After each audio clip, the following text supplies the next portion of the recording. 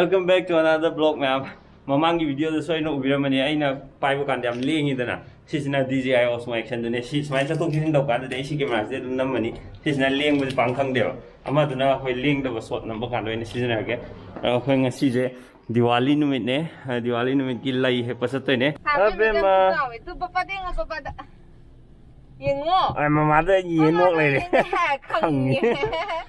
Papa mama ani mangang gun na ha. Ma'am ngasi video ji title je na Diwali Celebration na tholani bugo. Ado si thon bagan je hore soidana.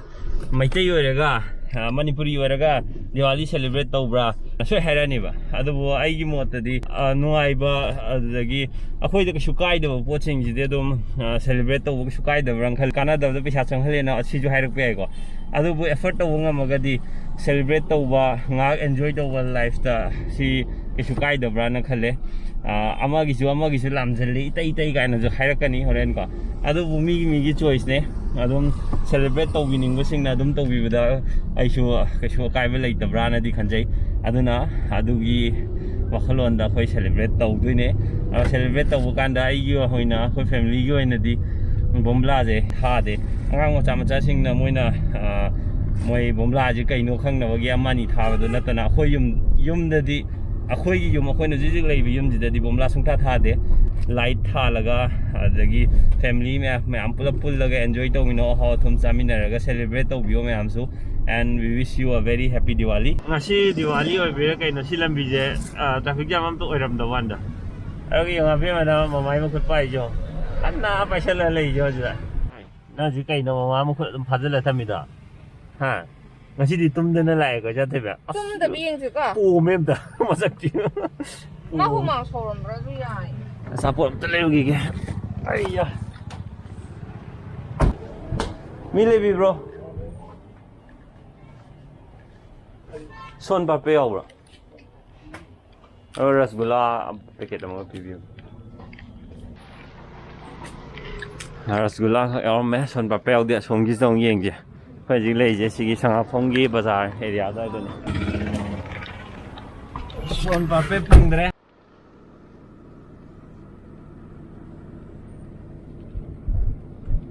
Yo đây không có đâu quá, tại giờ mà mình chịu cúp tại cái gì vậy chứ? Bố hơi yêu rồi. Đang mà nhìn đây lấy xem này gì này hết rồi chứ lắm. Hay đi hết rồi.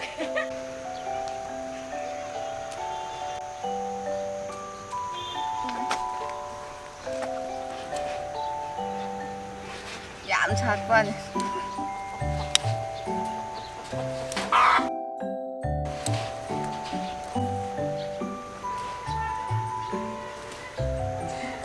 Nangis tetap kau mana kaya ngal mana sih dia itu nanti. Mapum tu terpumi caca hoga.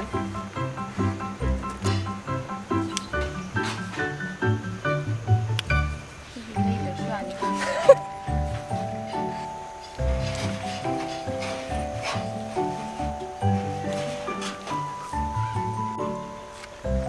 Ekta free dah panggil, nawan tay jam tiyo. Chặn được cái hiện mà xin basket chứ anh xin lấy cái tờ nó không mang rồi gì free the phăng ngầm này mà thấy chứ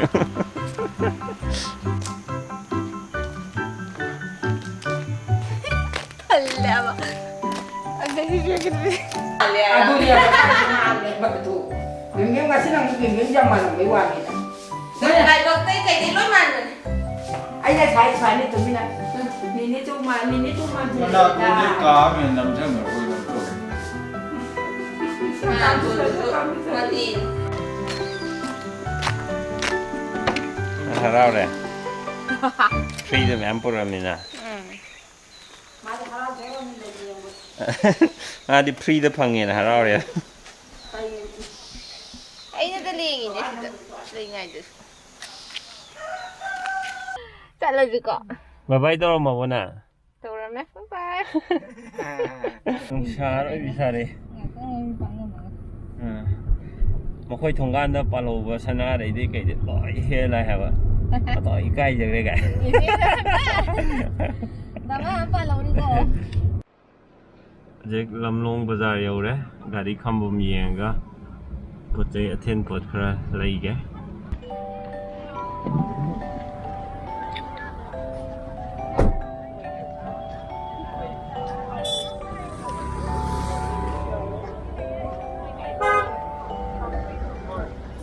ꯑꯩꯒ ꯑꯕꯦꯝꯃꯒ ꯁꯤꯗ ꯂꯩꯍꯧꯔꯦ ꯒꯥꯔꯤ ꯃꯅꯨꯡꯗ ꯑꯗꯨꯒ ꯑꯥꯗ ꯃꯃꯥꯅ ꯑꯥꯗ ꯃꯃꯥ ꯑꯣꯏꯅ ꯊꯥꯗꯣꯛꯈ꯭ꯔꯦ ꯂꯩꯔꯨꯔꯣꯅ ꯃꯃꯟ ꯉꯥꯡꯅꯔꯨꯔꯣꯅ ꯅꯠꯇꯦ ꯑꯉꯥꯡꯕꯁꯨ ꯃꯥꯟꯅꯗꯕ꯭ꯔꯣ ꯑꯁꯪꯕꯗꯨꯒ ꯑꯁꯪꯕꯅ 100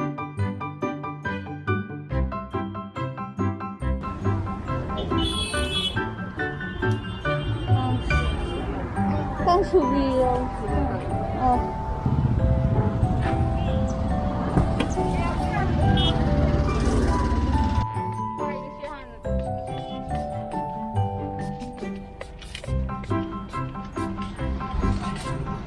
Thank you. Papai tempatnya tumbuh nungaibra. Wah, mama no ini pocai lebe celi ko masida. Ha, mama aja pocai lebe ngahanggai jatuh khang jadam ni si lehen bira baini saja lebe. Salah jiko. Size second hand ki showroom oiram ni jik. Ada si jamaram de jam pai si jaga je. Ana amot pelang tu ko oiram mane, amot pelang tu mane do jik. Semaina second hand me yon bedai ko. Amor balang tu kom dio idre ada second hand ni je mi am chilo we si kai corona am ta ki idra male. Ito busy ko.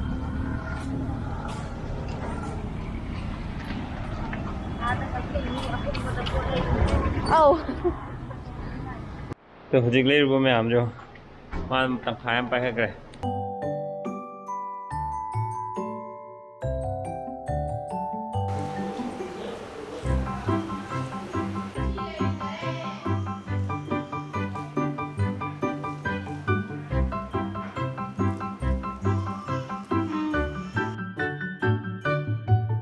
या मैं तो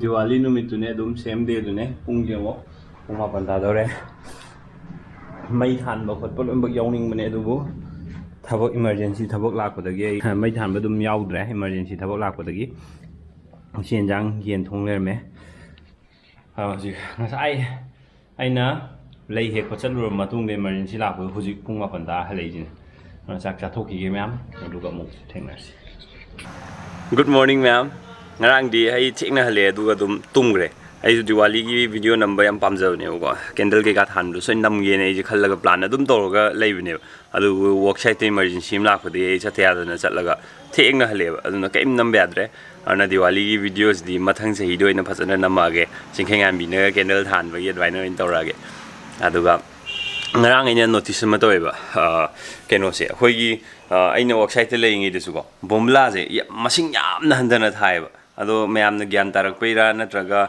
bomla laibu phangda beira ama boire ado ai wakhan di yam phajaba change ne khale heng singkheng am bi hoina ga chawra kan da Diwali da bomla thai ga na habji khangda ji pame bomla thab Diwali di bomla thadong ni ga ni ngai tor di parents ina laige na khalak bu yorok te ne go ado Diwali is a festival of light na festival of light che na phajaba je smai no na dum le hen ba pame ai mo ne se pam do mi dum yaung gani bomla thab da nungai ba mi so dum yaung gani du ke sukai de thab nungai ba mi na dum thabi wa ai du kemta problem leite du thing ba di ki sungam moroi ji ki matang ji da adu bu thing na ba myam kan na honari ko acho ba organization myam na ngam ba suisino ai gi site di bomla thaja de adu ga myam rang pibirak pa gift sing do unbox store je kai no comment to no have ai bucharage yengminarsi ahamsna daffodils tagi ne mkhoi gi Instagram page ai thon jaramge sisna na yekpa lai sing se ko khoi gi sakse khoindi keno gi type cartoon gi mong da khitang on thoga sketch toba adumba page ne contact toroga dum mkhoi da photo tharga dum yen be abane price na dm toroga dum khana biro mkhoi gi rate tongan ba lei bane ko ago sida yawisina ai ucharake sisisu yam hawgadaba cake the rosette hai go ado cake se masak se hawdo man do makoi gi Instagram page ai link loi hapsaram ge check out to bio ago sina oima